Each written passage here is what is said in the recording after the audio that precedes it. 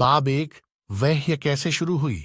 एक Umar bin Khattab रजी अल्लाह अन्हु से रिवायत है, बयान करते हैं कि मैंने रसूलुल्लाह सल्लल्लाहु अलैहि वसल्लम से सुना, आप फरमाते थे, सवाब के तमाम काम नियतों पर टिके हैं और हर आदमी को उसकी नियत ही के मुताबिक फल मिलेगा।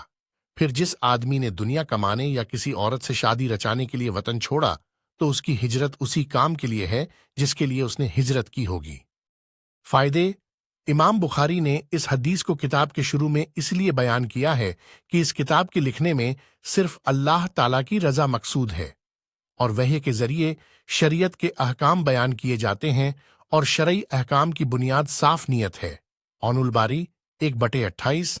वाजह रहे कि हर अच्छे काम के शुरू करने के लिए अच्छी नियत का होना जरूरी है, वरना न सिर्फ सवाब से महरूमी होगी बल्कि अल्लाह के यहाँ सख्त सजा का भी डर है। और जो आमाल खालिस दिल से मुताल्लिक हैं, मसलन डर व उम्मीद वगैरह, इनमें नियत की कोई जरूरत नहीं। और नबी सल्लल्लाहु अलैहि वसल्लम की तरफ नुजूले वह्य का सबब आपका इखलासे नियत ही है।